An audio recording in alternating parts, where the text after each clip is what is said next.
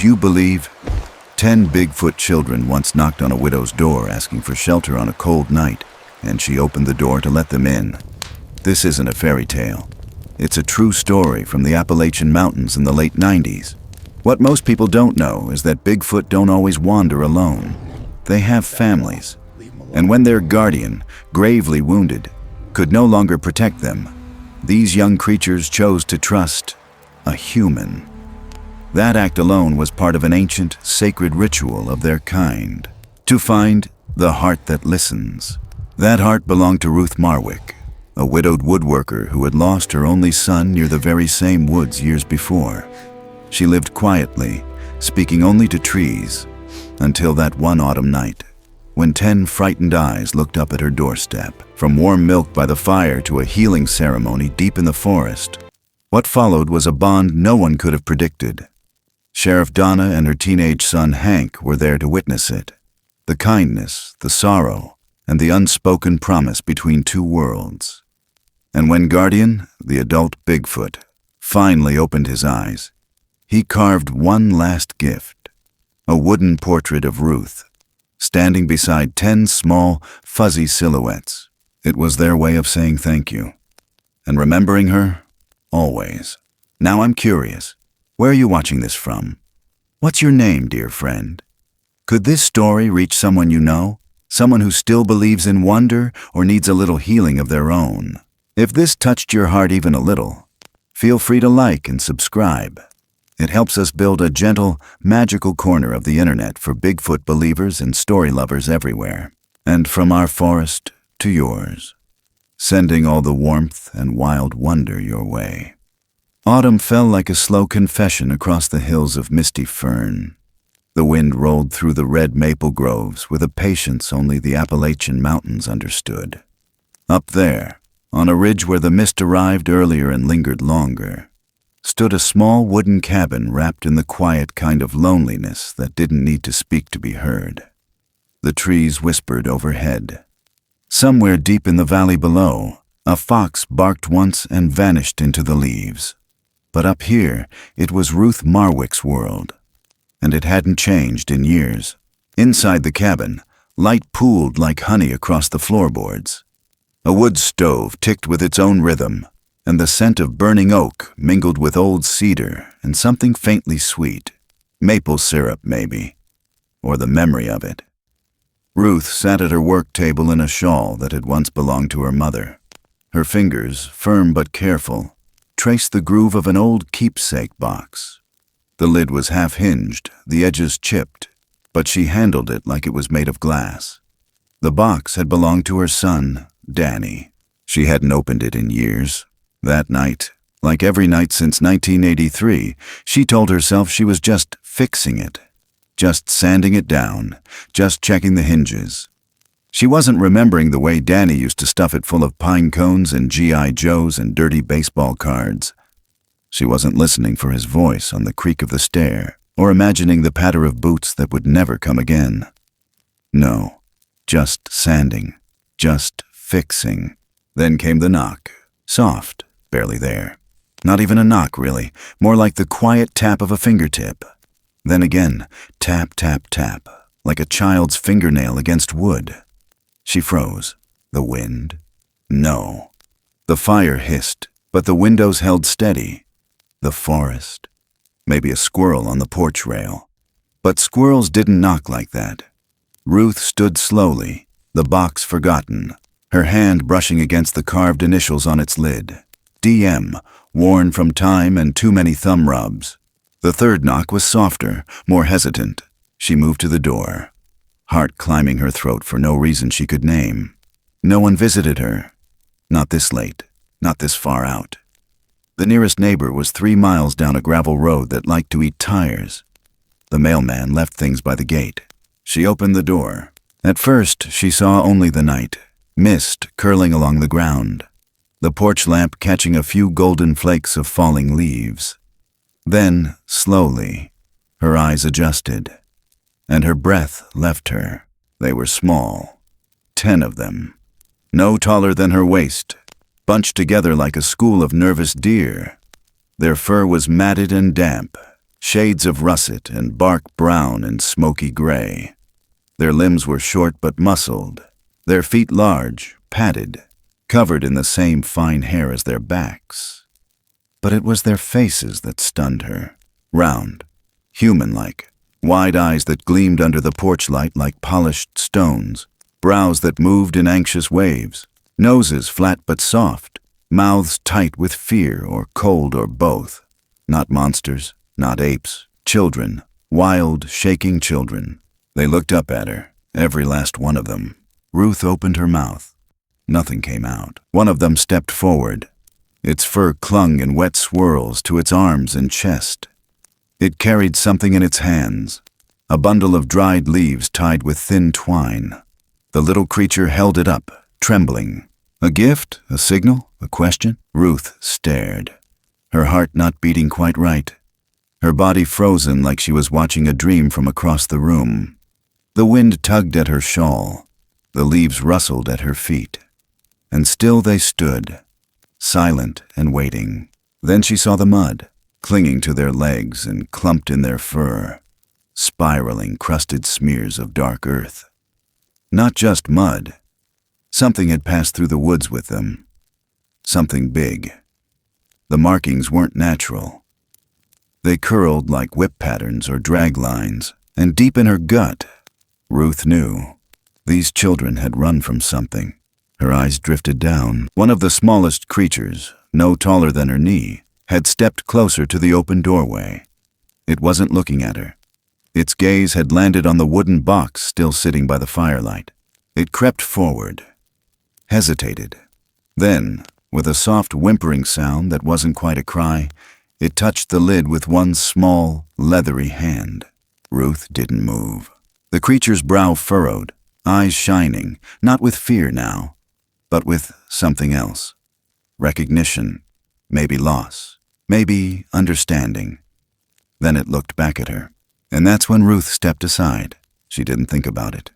Her hand moved to the edge of the door and pulled it wider. She nodded once, quietly. The words were softer than breath, but they reached them somehow. "Tonight," she said. "You're safe." They shuffled in like whispers, hesitant, huddled. One by one, they stepped into the warm glow of the cabin. The firelight caught their silhouettes and painted long shadows across the floor. The last one in turned and looked toward the woods, as if expecting something to emerge from the dark. Then it stepped inside, and Ruth closed the door behind them. The cabin felt smaller suddenly, warmer, alive in a way it hadn't been in decades. The children, or whatever they were, gathered near the hearth without a sound. They didn't chatter, didn't growl, didn't break or sniff or throw or bite. They simply sat. Some curled up on the rug. Others nestled beside one another like a litter of frightened pups. Ruth watched them from the edge of the kitchen. "What are you?" she thought. "What happened to you?" But the question didn't matter. Not tonight. She moved slowly, gathering an old saucepan and setting it on the stove. She poured in the milk she'd meant for coffee. It steamed and hissed, filled the room with a soft, sweet scent. She dipped a ladle into the pan, filled one of her wide ceramic bowls, and brought it over. The boldest of the creatures blinked up at her. She knelt down, offered the bowl. Tiny hands reached forward, warm against her cold fingers. It drank slowly, reverently, like it had once known the taste of warmth and forgotten. Then the others moved. A silent chain of bowls and cups and spoons passed between them. No fighting, no greed, just need. The room fell into a rhythm, the kind only a fire and a hush could keep.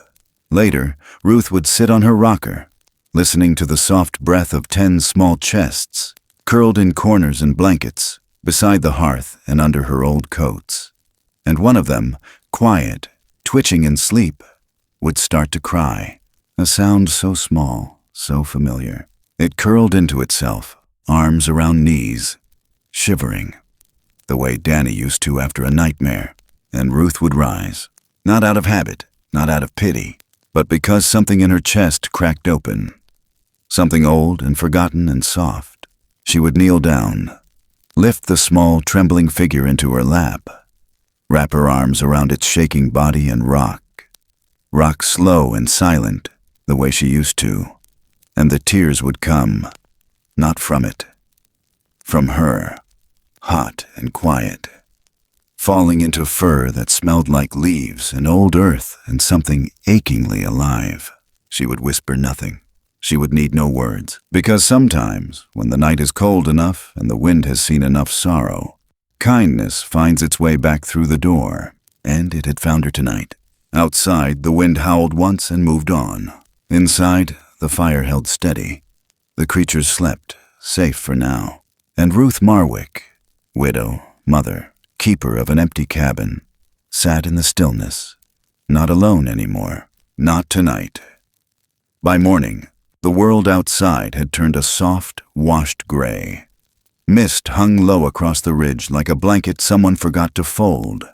The trees stood still, damp with dew, their branches heavy with the weight of a long Appalachian night. Ruth Marwick stood at the kitchen counter, pouring warm milk into mismatched mugs that hadn't felt a child's hand in years. The quiet around her was not the usual kind. It wasn't the lonely hush that had filled her cabin for over a decade. It was the kind of quiet that follows trust, fragile, waiting to be broken, but still whole for now. Behind her, the fire crackled low, casting amber light across the floor. 10 small shapes were curled around it like petals around a flame, bundled in coats and old flannel blankets. The strange little beings slept close to one another, tangled together like siblings who had only each other left. Their fur shimmered in the firelight, still damp in places, still tangled with leaves and burrs, but their faces were calm. One had drooled a little into the cuff of Ruth's sweater she'd laid out for warmth. Another clutched one of Danny's old baseball gloves to its chest like a stuffed animal. Ruth didn't know what they were, but somehow, her heart didn't need to ask anymore. She just knew they didn't belong out there. Not in that cold. Not with something chasing them. She stepped softly, her knees creaking louder than her footsteps, and set the mugs down one by one around the edge of the hearth. The smell of warm milk and cinnamon filled the room. One of the children stirred, a little one with a patch of fur the color of burnt umber. It sniffed the air, blinked slowly, and sat up like it had always belonged there. Then another, then 2 more. Groggy eyes opened. Stretching arms reached out. There were no words, only small sounds. A murmur, a hum. Something that passed between them like a shared memory. They didn't rush. They didn't fight for the mugs. One by one, they sipped. Slow. Cautious. Like orphans tasting comfort for the first time. Ruth stepped back into the kitchen, leaned against the counter, and exhaled.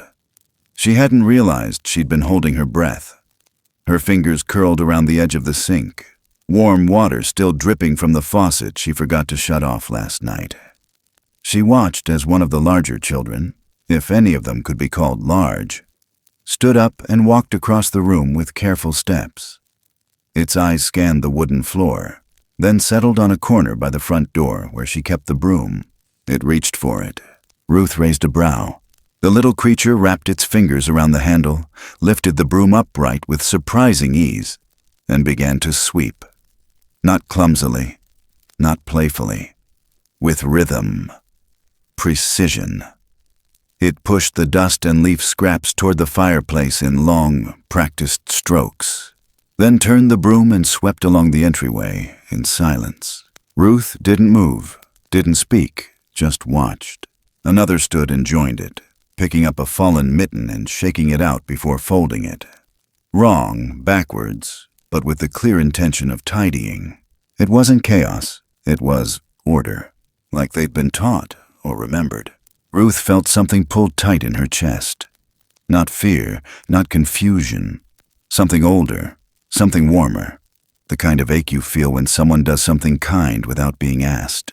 Outside, the mist began to thin. The wind shifted, carrying the smell of wet earth and old pine through the cracks in the windows. The child with the broom turned back toward the fire and began to arrange the chopped wood pile. Ruth always kept it stacked in a crisscross pattern, Danny's way. 2 pieces side by side, one across the top, like building blocks for grown-ups. She'd taught him that when he was 9. He'd taught her how to make it faster. Now this creature, this child, whatever it was stacking the logs the same way. Not randomly, not wildly, the same way. Ruth's throat caught. She stepped away from the counter and knelt beside the hearth, her knees landing on the rug she'd braided herself one hard winter. She didn't speak, just looked. One of the smaller ones, the one with dark circles under its eyes, had taken a few sticks from the kindling basket and was laying them out on the floor in a spiral. A slow, careful shape. Round, curling in toward itself. It stopped, tilted its head, then added a final twig to close the loop. Ruth leaned in. It wasn't a game. The spiral was too intentional. She remembered the shape. Or something close to it. In a book once, maybe? Or an old carving she'd seen in a museum. Native, perhaps. A symbol of calling, of prayer, of something older than language. The creature looked up at her, its eyes large and solemn, then pointed at the spiral, then at its chest, then out the window toward the woods. It was trying to say something, a signal, a warning. Before she could make sense of it, another child moved. It shifted in its sleep, then whimpered, a low, broken sound. Ruth turned sharply. The little one was curled tight, knees to chest, arms around its middle. Its breath hitched. Then it sobbed, soft but sharp, like a knife cutting through silence. The other children didn't wake. They must have heard it before, but Ruth did. She heard it too well. That sound, it wasn't wild, it wasn't animal, it was heartbreak. She moved without thinking. The creature shivered, its tiny frame rocking in place, and let out another cry. This one sharper, like a child dreaming of something they can't escape. Ruth sat down beside it slowly, whispering nothing, only letting her presence speak. She reached out and touched its back. The child startled, then looked at her, eyes full of something that had no name. She wrapped her arms around it, gently, not to smother, just to hold. It didn't resist, it didn't flinch. It leaned in. Its breath caught against her shoulder, fur damp with tears. It curled into her lap the same way Danny used to after a thunderstorm. Ruth closed her eyes, rocked slowly. Let the fire warm her back and the sorrow warm her chest. She didn't cry, not this time, but her lips pressed together so tight they trembled. She stayed there long enough that the mist outside began to lift. Then she saw it. A few of the children had shallow scratches running across their shoulders and backs. Not deep, not bleeding, but raw, red, as if something had chased them through brush, or worse. Ruth gently pulled back the fur on one of the wounds. It wasn't made by a branch. The cut was too clean. A claw or a trap, something with intent. She felt the weight of that realization settle into her spine. There was something out there. And these weren't just wanderers. They were refugees. The cabin's walls suddenly felt thinner. The woods outside, darker. Ruth looked toward the window. The mist had thinned enough now to see the old trail that led down toward the ridge. Light filtered through the branches, soft and gold. Somewhere, far off, a bird called. Then faint, so faint it barely stirred the air. A hum. No, not a hum, a vibration. Ruth turned her head toward the door just as a flash of white caught the edge of the curtain. Then red and blue. Lights. She stood, heart pounding, a hand on the crying child's back. Outside, an engine idled. Tires crackled against the gravel. She stepped to the window, pulled the curtain back just enough to see. A patrol car, sheriff's markings, the unmistakable silhouette of a Ford Crown Victoria. The children didn't move. The fire crackled. The milk sat half-finished in the mugs. Ruth stood still. Someone knocked. Not soft, not tentative. She turned to face the door. Behind her, 10 small shapes waited. Some wide-eyed, some still dozing, Ruth swallowed hard. The knock came again, this time louder. She moved to the door, hand on the knob. One last glance at the strange, quiet family behind her. And with a breath she didn't know she'd been holding, she opened it. The red and blue lights cut through the thinning mist like sirens made of color, not sound. They flashed across the wet leaves and over the porch railing, bounced off the windows, and swept across Ruth Marwick's worn wooden floor. The quiet inside her cabin collapsed like a house of cards in the wind. 10 small heads turned at once, eyes wide, fur trembling, breath hitching in unison like a single animal with 10 hearts. Ruth stood in the doorway, her hand still on the knob, frozen between what had just been a night of strange peace and whatever this was turning into now. The cruiser door slammed shut. Boots on gravel. Another door, lighter, quicker. Then voices, low at first, then rising, tense. "I see movement in the window. Go around left." "No, hang on, let me talk to her first." Ruth stepped fully onto the porch. Her shawl clung to her shoulders. The morning mist clung to everything else. The sheriff reached the steps first. Donna Rooks, stocky, composed, sharp-eyed in that quiet kind of way that made people in town either trust her or stay the hell out of her way. Her dark jacket was zipped to the chin, badge glinting under the flashing lights. She lifted her hand. "Ruth," she called up, "you all right?" Ruth didn't answer right away. Her voice wasn't working. Not yet. The second figure appeared from the side of the cruiser. Tall, lean, barely out of boyhood. Hank Rooks, Donna's son. He carried a flashlight but didn't turn it on. His hands were down, his eyes alert but soft. Donna climbed the steps with the measured calm of someone used to walking into the unknown. She glanced past Ruth into the cabin. Ruth shifted, blocking the view with her shoulder. "I'm fine," she said, quieter than she meant. "You didn't answer your radio," Donna replied. Ruth blinked. "Haven't turned it on in 3 years." "That sounds like you." They stared at each other. Familiar. Distrust wrapped in years of small-town acquaintance. Donna took another step. "Mind if I look inside?" Ruth didn't move. But the tremble in her spine gave her away. Donna noticed. She wasn't just a sheriff. She was a mother. She'd seen that kind of shake before, in women hiding bruises and kids lying about bruising others. She looked Ruth in the eye. "You hurt?" "No." "You alone?" Ruth didn't answer. Hank stepped forward now, slower, more curious than cautious. His breath fogged in front of him. He'd always had that gentle way of leaning into tension instead of breaking it. "I saw movement through the window," he said. "Thought maybe you had company." Something like that. Donna's eyes narrowed. And then it happened. From inside the cabin, a soft clatter, ceramic on wood. Not loud, but distinct. Like someone too small to carry a mug had just set it down too hard. Donna reached for her sidearm out of reflex. "Don't," Ruth said. That single word, firm as a tree trunk, stopped everything. Donna's hand hovered, then dropped. She exhaled. "Ruth, I need to know." "They're not a threat," Ruth said. "They're not." Before she could stop him, Hank leaned sideways and looked through the open doorway. His eyes widened. He took a half-step closer, then another, and the sight before him hit like the punchline to a story nobody saw coming. 10 creatures, fur-covered, wide-eyed, no taller than his belt, were moving quietly around the room.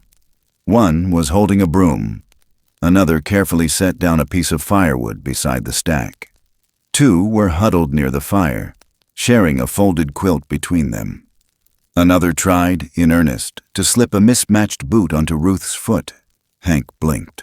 Then, slowly, a grin started to spread across his face. He turned back to his mother. "You might want to see this." Donna stepped inside, slow and deliberate. Her eyes scanned the room. Her hand hovered over her badge, as if she might need it to make sense of what she was seeing. The cabin wasn't trashed. It was cleaner than most places she'd seen this week. And at the center of it all, 10 furred, trembling beings who, in no part of her training, had ever been mentioned. They stopped moving when she entered, froze, like deer, but smarter, more alert. One of them, the one with the cinnamon-toned fur, stepped forward. It looked at Hank first, then Donna. It didn't bare teeth, didn't growl. It simply raised a hand, small, padded, and covered in the same reddish-brown fur, and placed it against its chest. Then extended it, palm open. Donna didn't move. Ruth spoke from behind them. "That's their way of saying hello." Donna turned slightly. "How do you know?" "I've been learning." Silence stretched between them. Hank knelt down, his eyes level with the small creature. "They're not animals, are they?" "No," Ruth said. "They're children." Donna glanced back at the doorway. "This is going to be a hell of a report." "No report," Ruth said quickly. "Donna, please, just don't." "I don't have a choice, Ruth." "You do. I've got protocol." "They're being hunted." That word cracked something open in the air. Donna blinked. Ruth stepped forward, her voice low, trembling. "They came to me last night, knocked like children lost in the woods. They weren't looking to hurt anyone. They were trying to survive." Donna opened her mouth, but the radio on her hip crackled to life. Static. Then a voice. "Sheriff Rooks, this is Jennings. We've got 3 hunters North Ridge reporting large black figure movement. They're requesting backup. Say it moved like a bear, but upright. Bigger." Donna didn't answer. "Sheriff, do you copy?" She grabbed the receiver. "Copy. Hold position. Do not engage." Ruth met her eyes. "It's not just them. Something's out there." Donna studied her for a long moment, then turned to Hank. "What do you think?" He looked at the creatures, then back to her. "I think whatever these are, they're not the danger." Donna exhaled, looked back at the group, at the one holding her boot, at the one trying to arrange the firewood in a perfect crisscross, at the smallest one, now hiding behind Ruth's skirt like a toddler waiting for its mother to finish talking. She didn't say anything for a while. Then she stepped back outside. The cold hit harder now, sharper. She stood on the porch, looked out over the fog. The woods were still, but not safe. She lowered her radio, turned the volume down until it clicked off. And for the first time in a long while, Donna Rooks broke protocol. She looked out toward the ridge and spoke softly, like it hurt to admit. "If I report this, they'll bring helicopters, drones, dogs, everything." Ruth stood behind her. "Then don't report it. That's obstruction, Ruth. They're children." Donna said nothing. Her jaw worked side to side like she was grinding down fear into something she could swallow. Behind them, Hank opened the door wider and stepped onto the porch. He had something in his hands, a torn piece of fabric, orange, hunter's gear, and a strip of bark with a fresh claw mark through it. "Found this near the path behind your cabin," he said. "There's more out there than we thought." Donna stared at the cloth, then the claw mark, then the woods. Something massive, something following them. Her shoulders sagged. "I'll buy us time," she said finally. "But this isn't over." "It never is," Ruth whispered. They stood there for a while, the 3 of them, watching the mist pull back from the trees like breath from a mirror. Inside, the fire kept burning. One of the little ones climbed onto Ruth's old rocker, curled into the cushion, and fell asleep like it had always known this place, like it had dreamed of it.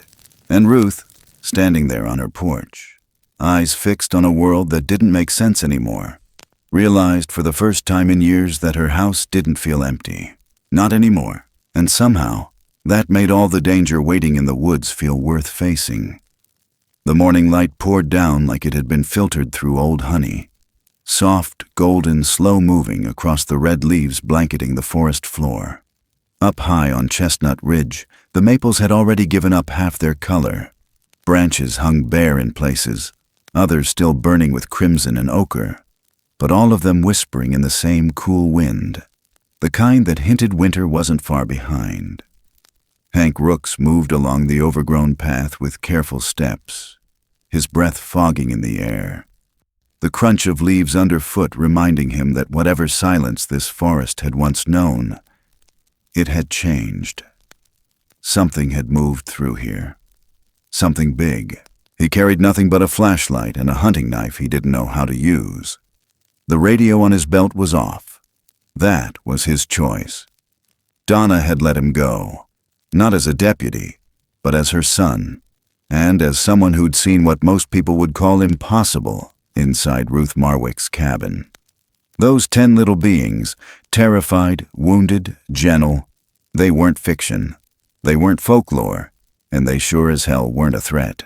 Whatever chased them, though, that was different. The trail dipped low, wound between 2 jagged rocks marked with old lichen and rust-colored moss. That's where he saw the first sign. A tree snapped at the base, not from age, not from rot.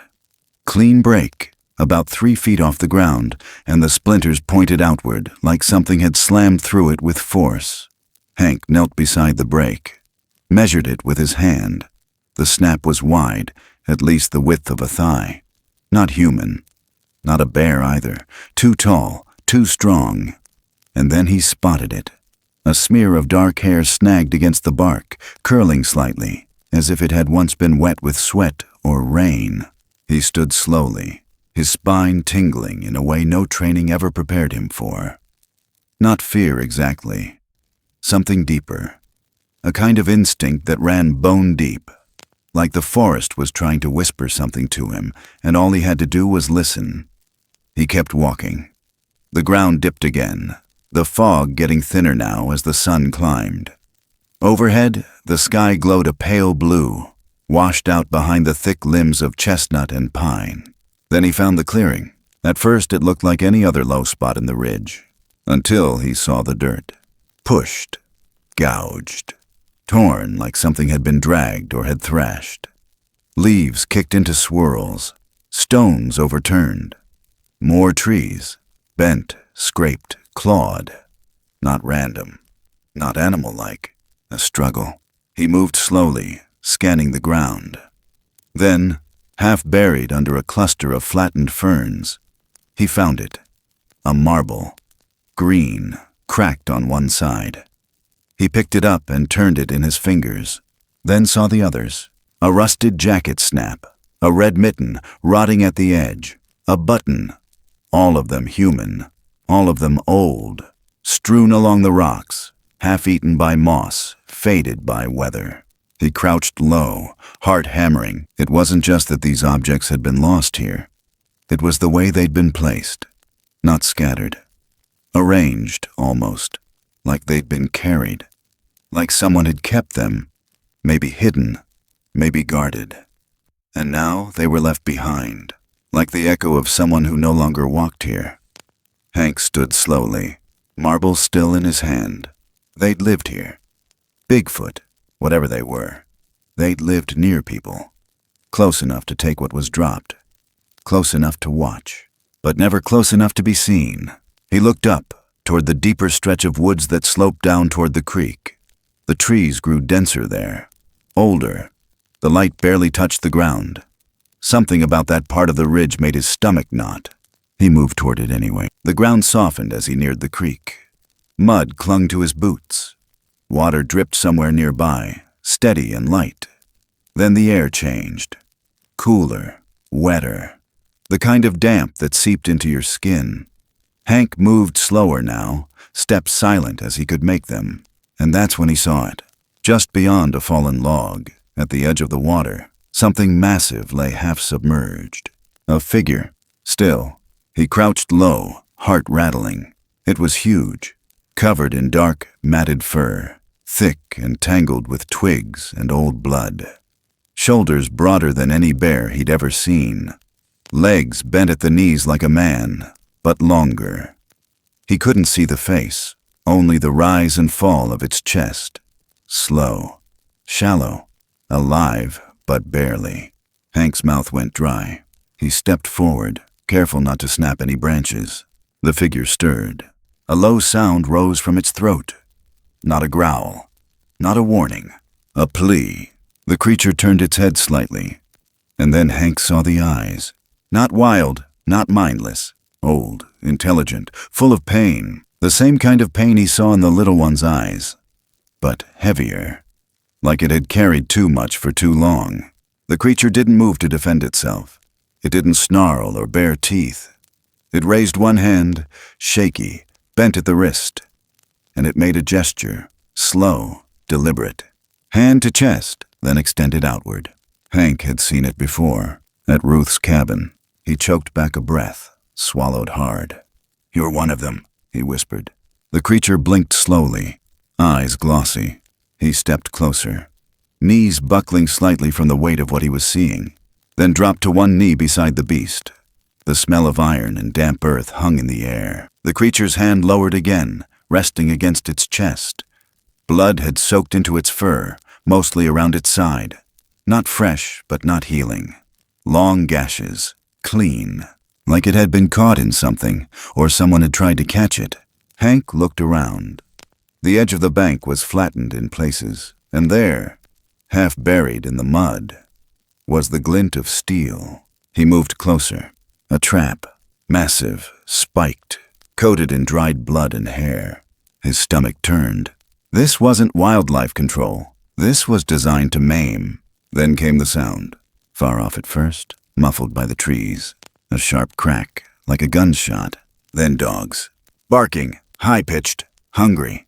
He looked down at the injured creature. Its eyes closed, breath shallow. Then back toward the ridge. They were coming. Hunters, and not the kind who stopped for laws or reasons. He stood fast, grabbed the branch beside him for balance. The guardian, because that's what this one was, he realized, stayed still. It wasn't going to run. Couldn't. But it didn't want to fight either. It had come here to hide, maybe to die. But it had reached out to him, trusted him. Hank took one last look at the trap, then knelt beside the creature again. He didn't know what else to do. So he whispered, "I'll come back." The creature didn't reply, didn't need to. He turned and ran. Up the ridge, through the trees, past the snapped branches and broken trail markers. His lungs burned. His legs felt like they'd splinter. But he didn't stop. The sound of the dogs grew louder behind him, echoing between the hills like war drums, like warning bells. He broke through the final thicket and onto the gravel path by Ruth's cabin. Mud sprayed behind him. His chest heaved. He slammed open the door. Ruth stood near the hearth, clutching a quilt. Donna looked up from her radio. She'd turned it back on. The children, those 10 fragile lives, huddled in silence.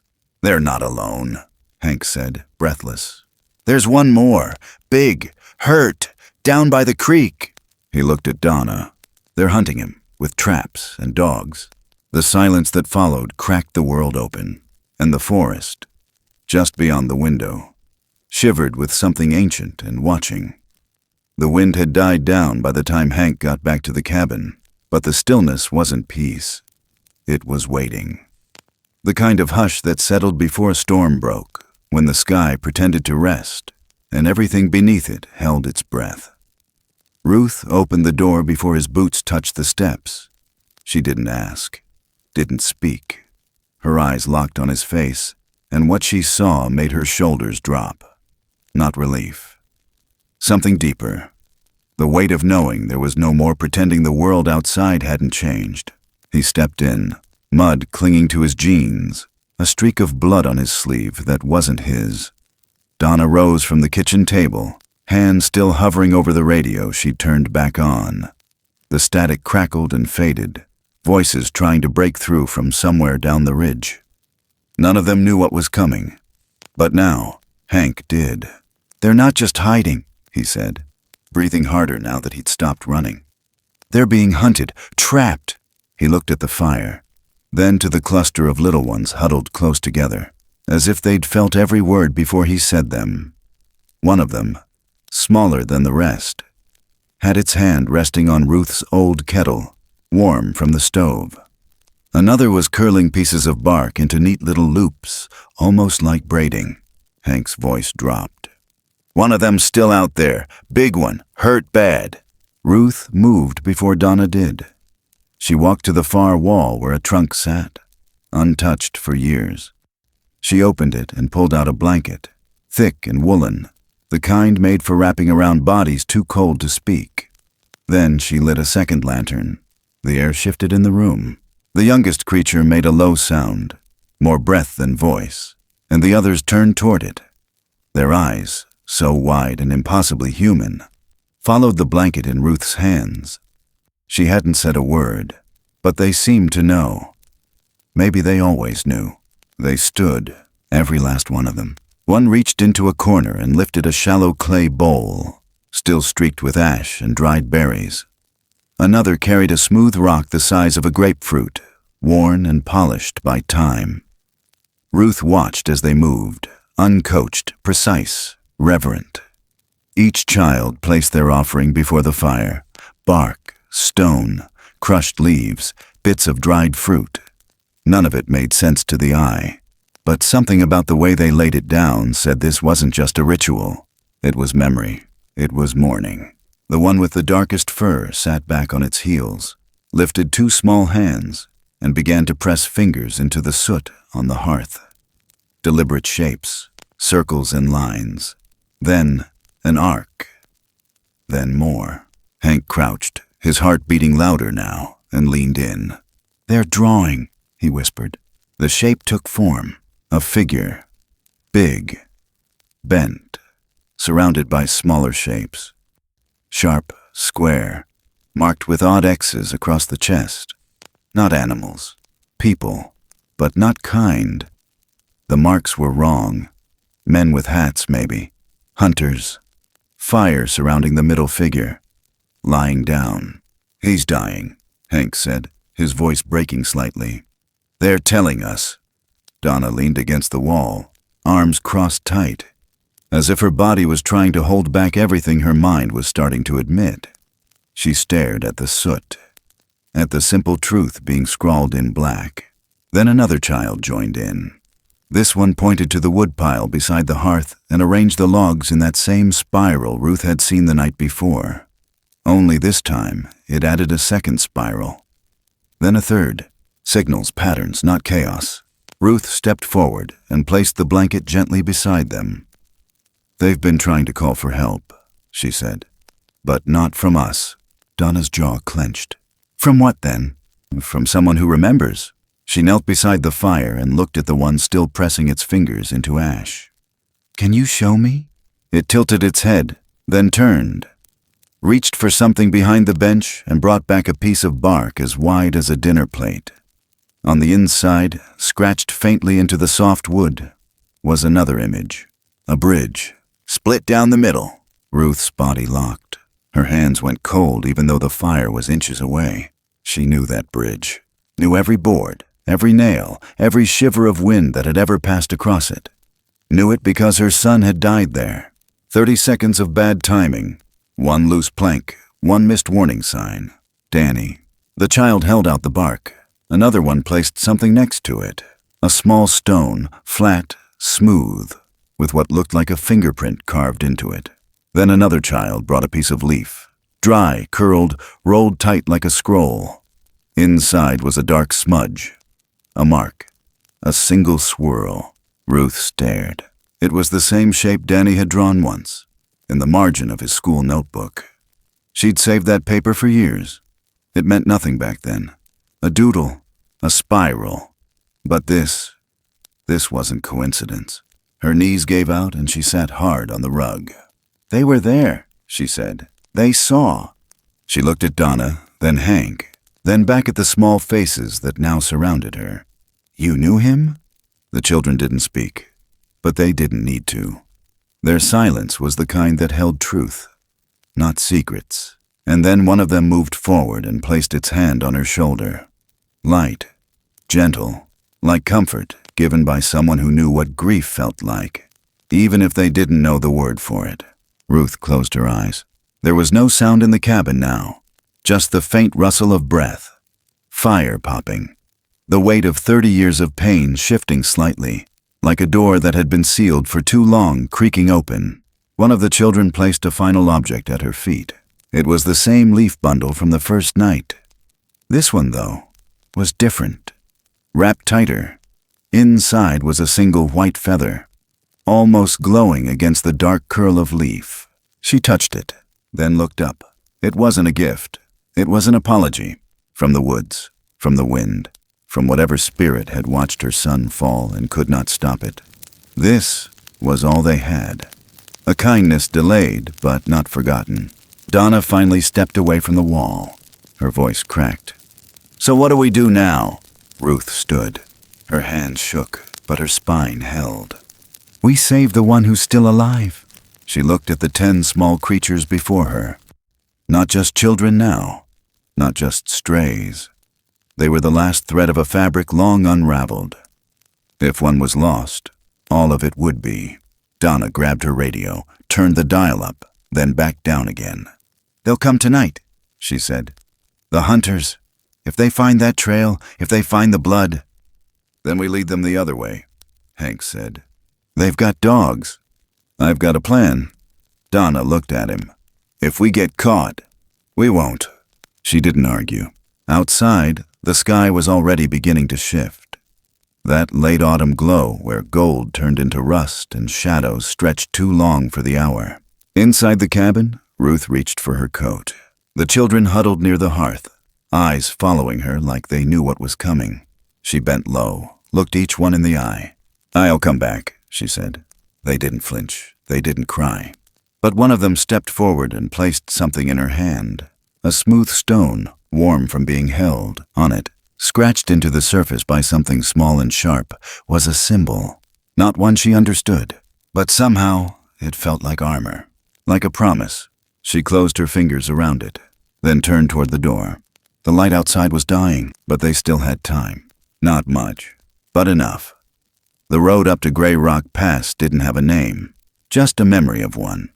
Locals called it the Scar because that's how it cut through the stone, winding, sharp-edged, unfriendly even in daylight. But now, as the sun bled out over the Appalachian Ridge and the wind pulled hard across the ridge, it felt like something more permanent, like a wound that refused to heal. Donna Rooks kept both hands tight on the wheel of her department Jeep. Her radio crackled with bursts of half-spoken updates from the other units stationed lower on the trail. Static blurred half the words, but it didn't matter. She already knew what she was about to walk into. This wasn't about enforcing law anymore. This was about choosing a side, and she had already chosen. Behind her, Ruth sat silent. One hand curled around the carved stone the children had given her. She didn't ask questions. Just stared ahead through the windshield like she was riding toward something she had buried years ago and finally had the nerve to dig up. Hank rode shotgun, jaw clenched, boots tapping a restless rhythm on the floor. He'd been quiet since they left the cabin, but not afraid. No one in that vehicle was afraid anymore.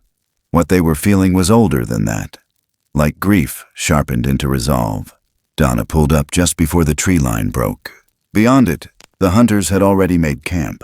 5 trucks, 2 tents, 4 sets of bright lanterns strung from branches, casting long, cruel shadows across the rocks. There was a fire burning low and lazy, just enough to make the area glow orange against the steel blue of the coming night. Men moved between crates, checking gear. Rifles leaned against tailgates. One of the dogs barked, tied short to a tree, its nose to the wind.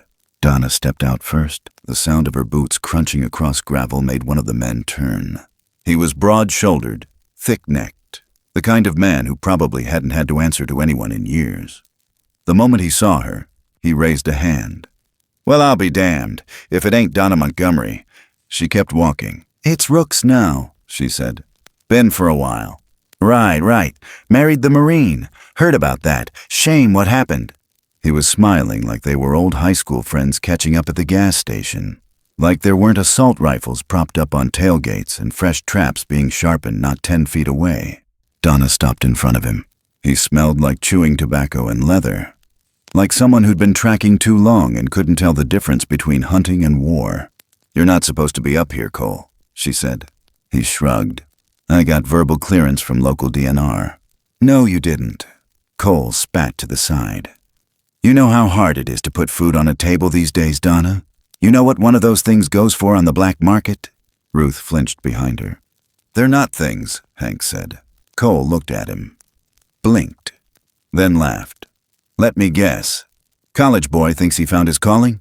I found a dying creature in the woods with its side ripped open by one of your traps. Cole's smile dropped. His face settled into something colder.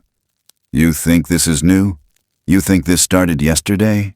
These things have been stealing off our land for decades. Chickens, dogs, whatever they can get.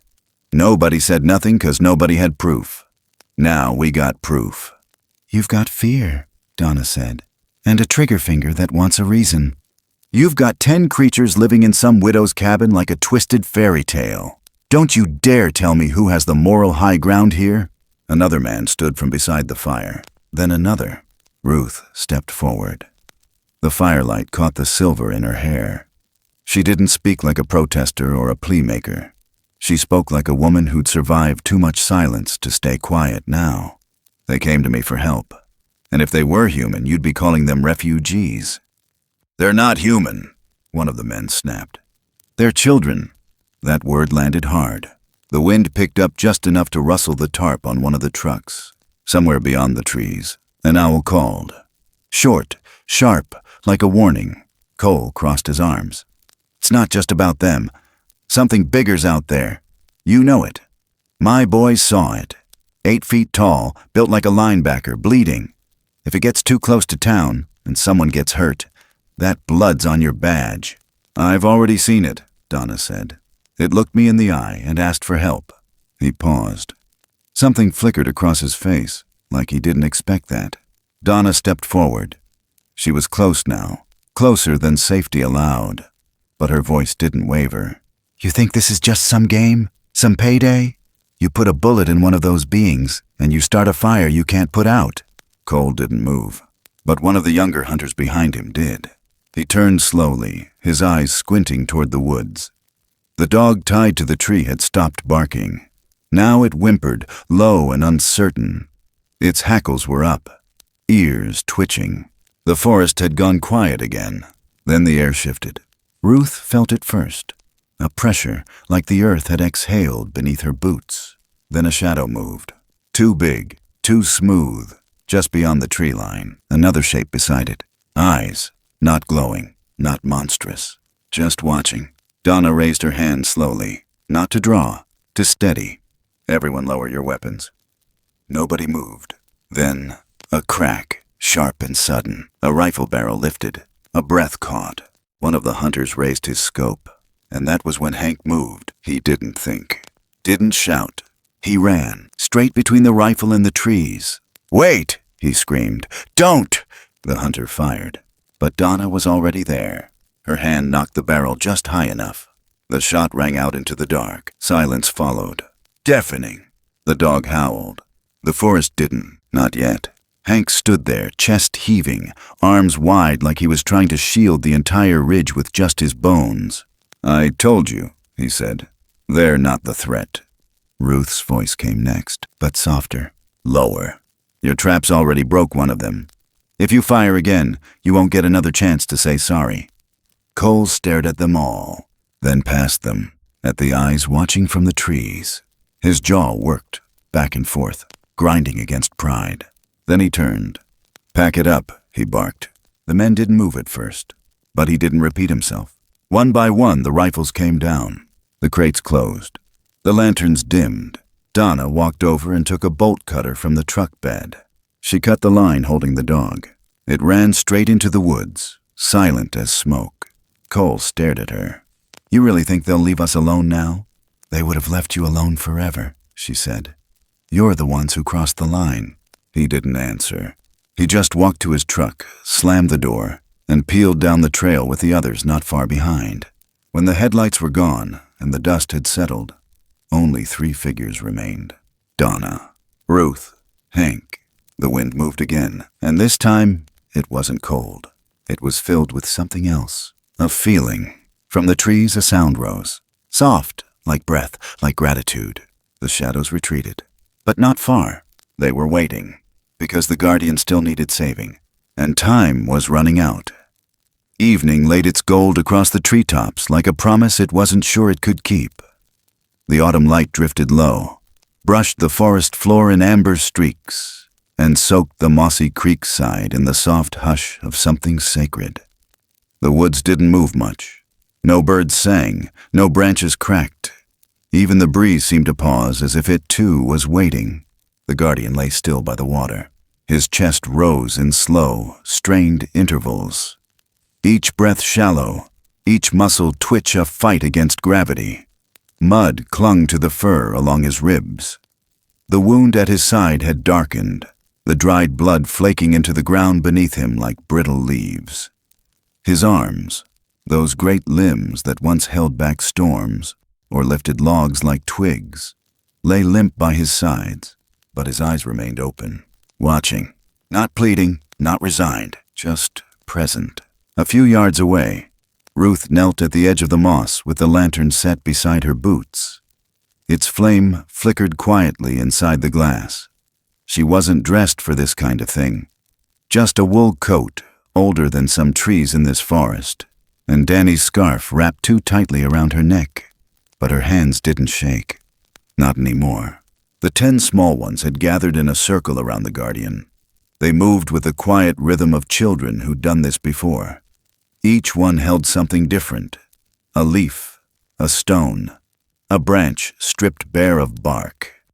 They stepped forward one by one, placing their offerings around the guardian's chest, forming a ring. Not random, a ritual.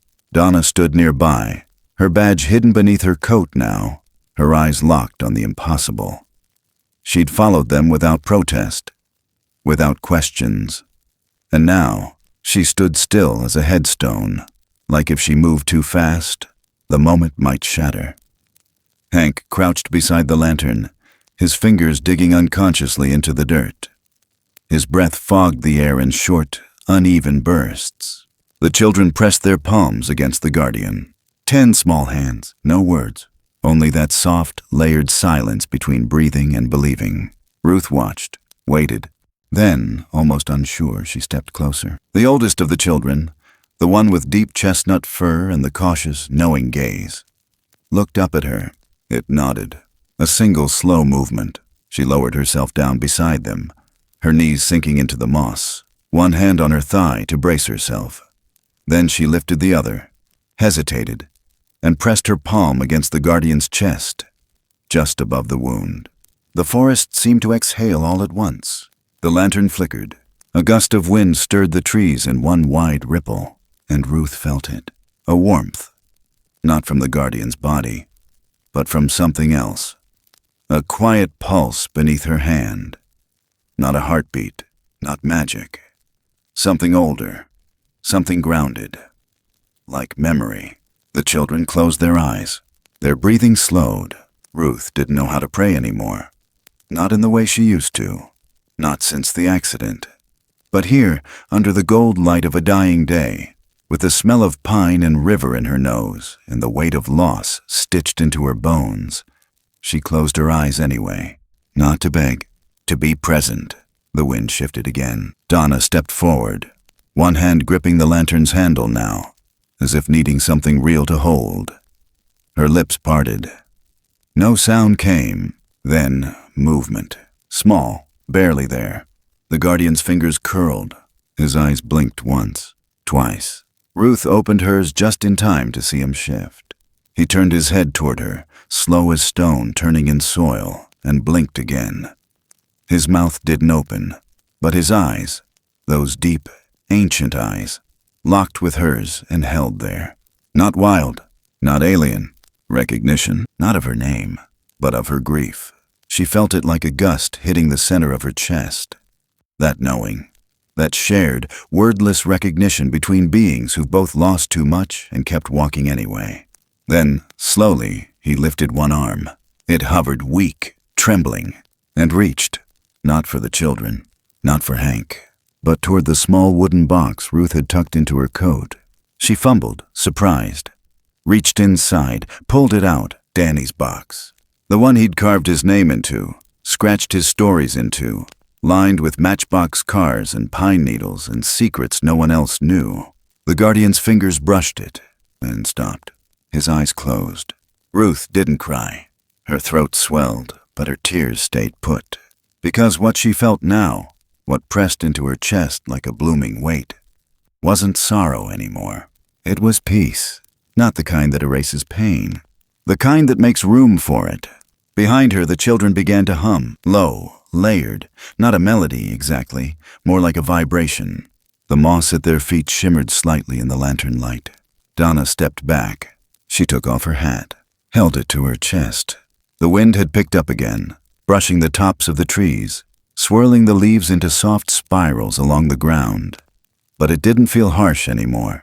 It felt reverent. The guardian opened his eyes once more, looked to Donna, looked to Hank, then to the sky. He tried to sit up. The children moved with him, steadying his back, guiding his shoulders, never speaking, never faltering. When he finally sat upright, breathing heavy but focused, he scanned the forest around them. Like a sentinel returning to his post, he looked to Ruth one last time, then pressed his hand flat to the center of his chest and extended it to her. She mirrored him, palm to chest, palm forward. Their hands didn't touch, but the space between them no longer felt empty. Donna broke the silence. "We need to move. Dogs could circle back. Drones, too." The guardian's head tilted toward her. No aggression, just understanding and approval. Donna met his gaze and said softly, "I'll protect them now." He blinked once, then stood, full height. Even injured, he towered. The children stepped back into a loose formation around him, like threads being woven back into a tapestry. Ruth rose slowly, her knees aching, but her spine straight. The guardian stepped into the trees. The children followed. But before they disappeared, the youngest one, barely knee-high, eyes like river stones, paused, turned, looked back at Ruth. She nodded once. It nodded back. And then they were gone. Not with drama, not with sound, just gone. The trees closed behind them like nothing had passed. But the air remembered, and Ruth did too. She held Danny's box to her chest as the wind picked up again, colder this time. Donna walked beside her. Hank lit the second lantern. No one spoke. Not because there was nothing to say, but because silence, for once, was full. A few weeks passed like a sigh through the valley. The last of the autumn leaves had given up, floating down like slow-moving embers onto the porch roof. The gravel trail, the woods behind the cabin. The hills around Misty Fern began to bare their bones. Frost came at night now. It lined the edges of the window panes like fine lace and curled over the woodpile Ruth had restacked herself. The town didn't speak about what happened. Not at the post office, not at the diner, not even at Sunday service, where usually someone found a reason to talk about everything. But that didn't mean they didn't know. No one questioned why the old path to Grey Rock was suddenly blocked off by sawhorses and caution tape no one dared to remove. No one asked why the ranger truck stopped patrolling so deep or why the dogs were suddenly kept leashed, even during hunting season. No one asked about the crates of traps that were quietly hauled back down the hill in the bed of a dusty pickup.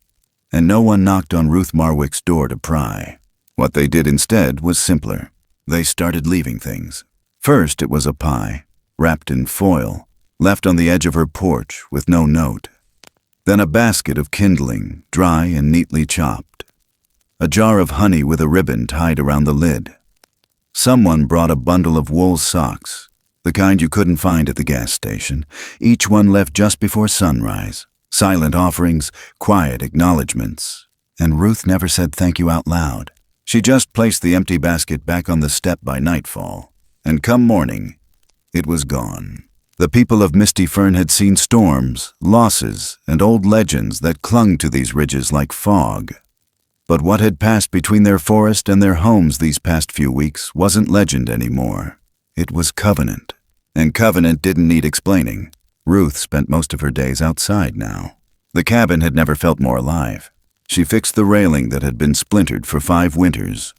Repainted the shutters with a brush that still smelled like the 80s. She hung a wine chime Danny had made in 3rd grade, a crooked thing of rusted spoons and bottle caps. It clanked offbeat and harsh, but when the wind hit it just right, it sang a note that made her heart go still. Sometimes she walked the edge of the woods, not deep, just to where the light began to slant sideways through the trees, where the shadows thickened and the air held that smell of cedar and soil. She never called out, never whistled, just stood still, listening. Once or twice, she thought she heard something. A rustle, a breath, a crackle of leaves. But nothing ever stepped out, and that was all right. Hank came by every few days. He didn't wear his badge anymore. He wore boots caked with mud and a fleece jacket with a Forest Service patch now stitched where the sheriff's emblem used to be. He brought her new maps, fresh trail markings. He said he was working on conservation now. Not protection, he told her once over coffee. Connection. I want my future kid to grow up hearing the forest, not just walking through it. Ruth smiled at that. She didn't ask what his mother thought of it. But she saw Donna one afternoon, standing at the edge of the ridge near the old fire tower, hat in hand, eyes closed. She stood still for nearly 5 minutes before turning and walking back to town. No one saw her cry. But the woods did, and that mattered more. Then, one morning, just as the mist was lifting off the hills like steam from an old cup, Ruth stepped out onto the porch and found something waiting for her. Not a pie, not socks, not something from town. It was a block of wood.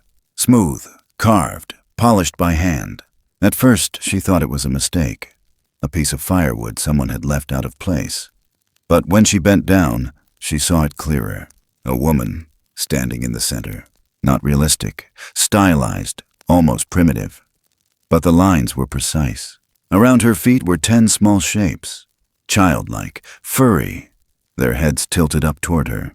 And above them all, carved into the arch of wood behind them, was a ring of trees, tall, strong, encircling them. She sat down right there on the step, held it in both hands, ran her fingers over the soft curve of each tiny figure. They remembered her. Not just the children, the guardian, the whole forest. They remembered her not as someone who helped, but someone who stood between them and harm, a protector, a mother. She pressed her lips together and rocked slightly, the same way she'd done decades ago with Danny in her arms. The sun reached the porch just as she rose. She brought the carving inside and placed it on the mantel above the fire, not beside the family pictures, above them, because this wasn't about family blood anymore. It was about family chosen, family found. That night, as the temperature dropped and the sky dusted itself with early winter stars, Ruth stepped out with a bowl of warm milk in hand. She placed it gently on the edge of the porch, didn't call out, didn't wait. She just sat in her rocker and listened to the wind. The chimes clicked softly above her. An hour passed, maybe 2, and then, just beyond the tree line, barely visible in the silver moonlight, 10 small shapes stood in a quiet row. No sound, no movement, just watching. One of them raised a hand, pressed it to its chest, then lowered it. Ruth didn't move, didn't speak. She smiled, and the forest, as if responding, rustled once and fell silent again. In town, they never spoke of Bigfoot. Not directly, not aloud. But folks started saying things like, "The woods are healing," or, "That ridge feels different now." And when kids asked why they couldn't camp up near Gray Rock anymore, their parents would say, "Because some places need quiet more than they need people," which was true. And everyone understood. Ruth lived out the season as she always had. Slow, deliberate, grounded. But now, each evening as the sun dipped behind the hills, she'd pour 2 cups of tea, one for herself, and one she left by the window, just in case someone was passing by. Sometimes, late at night, she'd hear a single knock, soft, like a child's fingertip against the frame. She never opened the window. She didn't need to. She knew, and every morning the cup would be empty. Years later, when Ruth's chair finally sat still, when the wind chime dulled to silence, and the porch light no longer flickered on at dusk, folks from town still walked the trail up to her cabin. They kept the steps clean. They watered the rose bush Danny had planted before he turned 12. And every October, just before the leaves turned, a new bowl of milk would appear on the porch, always warm, always full. And deep in the trees, under a moon that never told secrets, 10 small figures would pause once more, just long enough to remember. and then disappear into the dark again. Because some promises, when made by the heart, don't end with goodbye. They echo. Sometimes, the things we're most afraid of are simply the things we've never taken the time to understand. We grow up being taught to fear what's wild, what's different, what doesn't speak our language or walk like we do. But maybe the truest kind of wisdom comes not from knowing everything, but from sitting quietly beside the unknown, long enough to recognize the shared weight of longing, pain, and hope in something else's eyes. There are stories out there that don't make the news. They don't come with headlines or spotlights. They live in the hush between tree trunks, in the soft prints left behind on muddy paths, in the silence of those who watch from the edge and ask for nothing more than to exist safely. This wasn't just a story about creatures in cabins or the deep woods of a forgotten town. It was about something older, something we all carry, the need to be seen, the fear of being misunderstood, and the quiet, aching beauty of choosing kindness anyway, especially when no one would fault you for turning away. Sometimes the strongest act of courage is not fighting back, but stepping forward with open hands. Sometimes family isn't who shares your name, but who shows up when you're most alone. And sometimes the greatest gift we can offer isn't a solution, it's sanctuary. The forest doesn't owe us explanations. But if we listen closely, if we slow down long enough to really feel, we may just realize we've never been alone in it. Thank you for walking through this story with us. If it moved something in your heart, if it reminded you of something you've lost or someone you still believe in, share that with us. We read every comment, and in this quiet little corner of the internet, your voice matters. Tap that like button if this story touched you. Subscribe if you believe in more than just what the eyes can see. And if you feel something stirring after all of this, we invite you to leave a single word in the comments. Home. We'll see you in the next story. Until then, take care of each other and listen for the wind. It remembers more than we do.